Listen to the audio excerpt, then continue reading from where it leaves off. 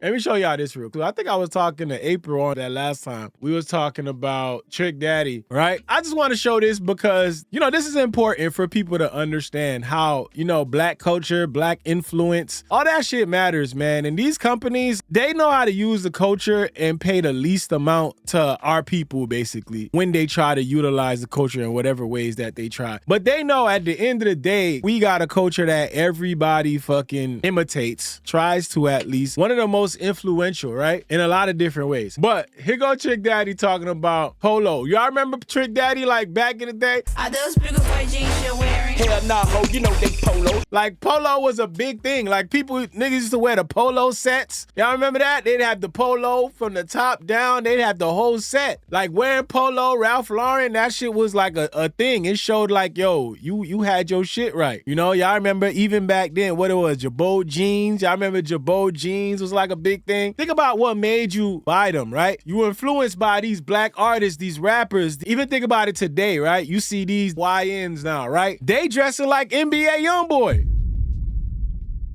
Oh, what is that? You feel me? And the thing is, like, a lot of them, they promote these fucking clothing lines, these brands that really don't give a shit about the community at all. But they reaping all the benefits.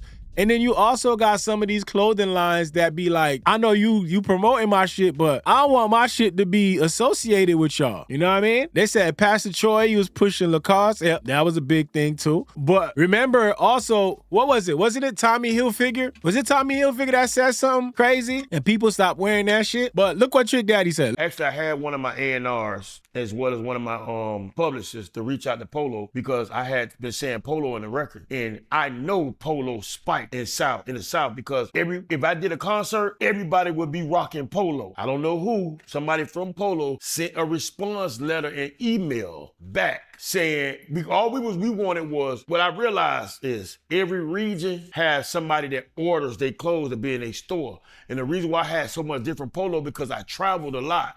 In every store I went in, I got different shit. And everybody was like, well, where you got that at? We ain't got that down here. And that's when I realized they got more shit than what they have in the stores locally. So I wanted a catalog and be able to order my shit that other people don't got. And they told me, no, thank you. We appreciate it if you won't even mention our name again in your songs. Up, right?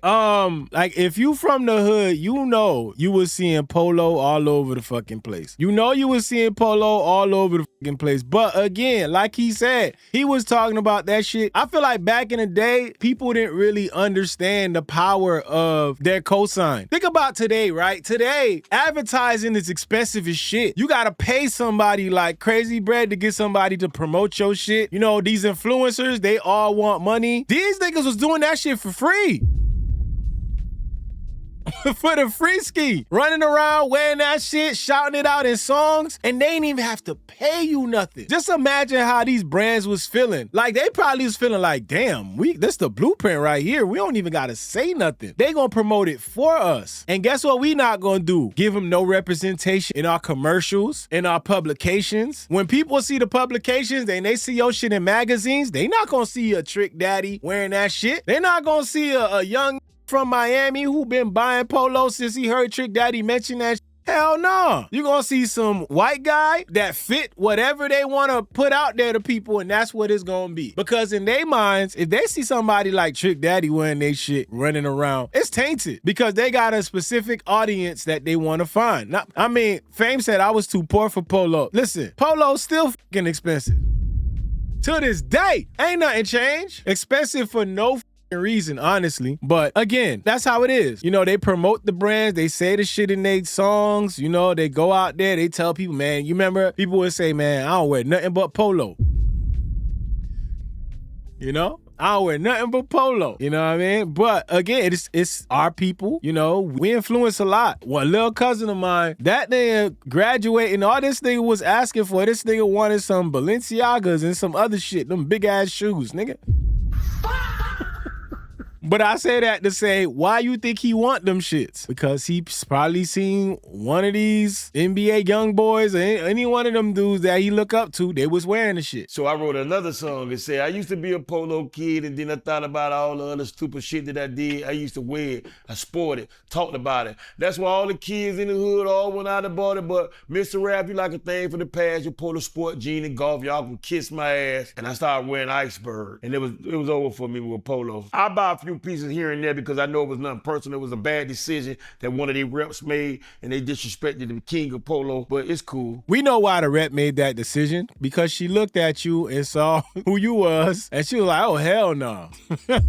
This is not what we represent. I made them some motherfucking money, and they owed me an apology, and they need to send me free Polo, Ralph Lauren, golf, jean, and sport for the rest of my fucking life, because I'm the reason why your shit spiked in South Florida and the rest of the South. I wore Polo every fucking thing. I had Polo sheets, cups, rugs, plates, curtains, towels, every fucking thing. And Polo plates is crazy.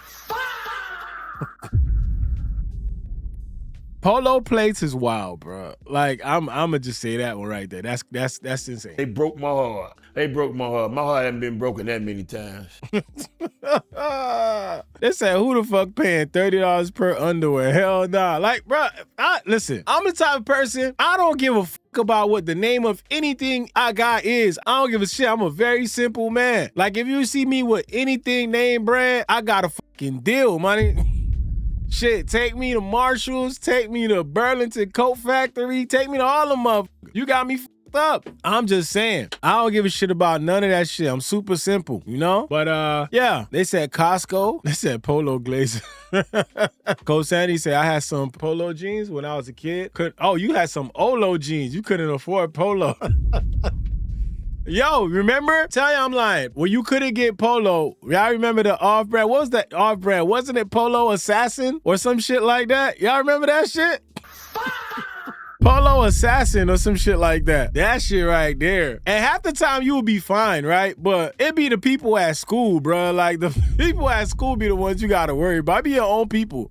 Association? Was it? Nah. Didn't it say Polo Assassin or some shit like that? I could have swore it was Polo Assassin. My bad. You know what the fuck I mean.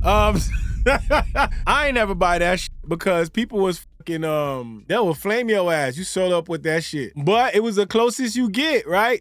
If you squint your eyes a little bit, you might not see it. You might not see it. Price Point said, we all read that shit as Assassin. That's what I was saying. I used to always see it, but I ain't get it. Pink said, I used to celebrate being cheap until I realized that cheap shit is expensive too because it'll break, tear, etc. You have to replace it. Yeah, I used to like look for bargains on shit, but I'm not like that no more. I'm like, yo, I want to buy it the right way the first time, bro. Like, I done learned so many lessons trying to be cheap and buy some cheap shit. Man, you come back, shit broke, you gotta buy it like 5 different times. King Kel said, I thought it said Assassin too. See, I ain't the only one. I'm just saying, like, bruh, that shit was so, I used to see it. It was so small. I used to just say, I thought it said Assassin. But maybe I was just thinking violence, at the time.